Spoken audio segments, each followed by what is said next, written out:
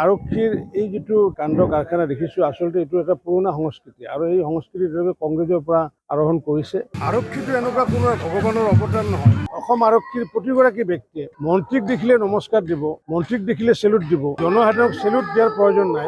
নমস্কাৰ যিহেতু ভাৰতীয় এটা সংস্কৃতি, এই ভাৰতীয় সংস্কৃতিক আকোৱালি লৈ জনসাধাৰণক অন্তত নমস্কাৰ দি পেলাই যেনে কথাখিনি আৰম্ভ কৰে, তাৰ কাৰণে মই ডিজিপিৰ জৰিয়তে সমগ্ৰ অসম আৰক্ষীক মই আহ্বান জনাইছোঁ। এনেকুৱা অভিযোগ অকল আজি বা যোৱাকালি বুলি নহয়, এনেকুৱা মাজে মাজে আমি দেখি আহিছোঁ আৰু এই আচৰণৰ ক্ষুব্ধ হৈ মাননীয় মুখ্যমন্ত্ৰী ডাঙৰীয়াই প্ৰতিক্ৰিয়া ব্যক্ত কৰিছে সামাজিক মাধ্যম যোগেদি যে আৰক্ষীৰ আচৰণ সলনি কৰিব লাগিব আৰু তেখেতে ইতিমধ্যে নাগৰিক থানা সমিতি যিটো গঠন কৰি দিছে, গতিকে মাননীয় মুখ্যমন্ত্ৰী ডাঙৰীয়াৰ কথা স্পষ্ট যে নাগৰিকক ওপৰত ৰাখি পেলাই আৰক্ষীসকলক সহযোগত কাম কৰাৰ নিৰ্দেশ দিছে।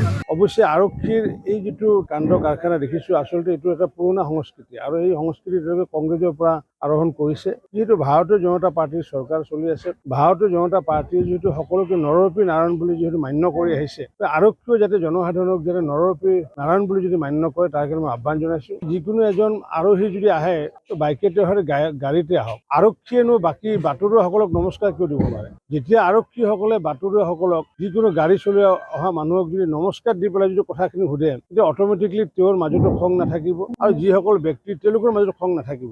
মই ভাবোঁ প্ৰতিগৰাকী আৰক্ষীয়ে জনসাধাৰণৰ যেতিয়া কথা কয় তেতিয়া নমস্কাৰ কৰি পেলাই কথা পতাৰ পৰিৱেশ এটা আনিব লাগে। তেতিয়া চাব আমাৰ আৰক্ষী আৰু জনসাধাৰণৰ মাজত সম্পৰ্কটো ভাল হ'ব। অসম আৰক্ষীৰ প্ৰতিগৰাকী ব্যক্তিয়ে মন্ত্ৰীক দেখিলে নমস্কাৰ দিব, মন্ত্ৰীক দেখিলে চেলুট দিব, জনসাধাৰণক চেলুট দিয়াৰ প্ৰয়োজন নাই। নমস্কাৰ যিহেতু ভাৰতীয় এটা সংস্কৃতি, এই ভাৰতীয় সংস্কৃতিক আকোৱালি লৈ জনসাধাৰণক অন্তত নমস্কাৰ দি পেলাই যেনে কথাখিনি আৰম্ভ কৰে, তাৰ কাৰণে মই ডিজিপিৰ জৰিয়তে সমগ্ৰ অসম আৰক্ষীক মই আহ্বান জনাইছোঁ। মই নিশ্চিত যে অসম আৰক্ষী বুলি নহয়, ভাৰতবৰ্ষৰ কোনো আৰক্ষী সকলে ল এণ্ড অৰ্ডাৰ কণ্ট্ৰল চম্ভালিব পৰা ক্ষমতা নাই, এইটো অসম্ভৱ without the support of the public. আৰু সেইকাৰণে পুলিচ পাব্লিক ৰিলেশ্যনৰ কথাটো আমি সততে কৈ থাকোঁ। গতিকে পুলিচ পাব্লিক ৰিলেশ্যনটো ভাল কৰিব লাগিলে এতিয়ালৈ যথেষ্ট ভাল, কিন্তু আৰু ভাল কৰিব লাগিলে মই ভাবোঁ আমি যেনেকুৱাকৈ মানুহক বিষ্ণুবুদ্ধি মান্য কৰোঁ, জগতগুৰু শ্ৰীমন্ত শংকৰদেৱে কৈছে যে মানুহক যদি আমি বিষ্ণুবুদ্ধি মান্য কৰোঁ, ভগৱান শক্তিক যদি জ্ঞান কৰোঁ, তেতিয়াহ'লে আমাৰ মনত থকা অহংকাৰ অহিয়াসমূহ দূৰ হয়। যিহেতু আমি নৰৰূপী নাৰায়ণ, আৰক্ষীও নৰৰূপী নাৰায়ণ, গতিকে বাকীসকলকো যেনে নৰৰূপী নাৰায়ণ যদি জ্ঞান কৰে, তেওঁ বাইকাৰ্ছে হওক বা তেওঁ ৰাস্তাতে আহি থকাই হওক, তাৰ কাৰণে আৰক্ষীসকলক মই আহ্বান জনাইছোঁ। কাৰণ জনসাধাৰণে যদি আৰক্ষীক নমস্কাৰ দিব লাগে, আৰক্ষীটো এনেকুৱা কোনো ভগৱানৰ অৱতাৰ নহয়, আমিহে ভগৱানৰ অৱতাৰ, কাৰণ আমি নৰৰূপী নাৰায়ণ জনসাধাৰণ। কিন্তু নৰৰূপী নাৰায়ণসকলক যেতিয়া নমস্কাৰ দি পেলাই সম্বোধন কৰি পেলাই যদি যিকোনো কথা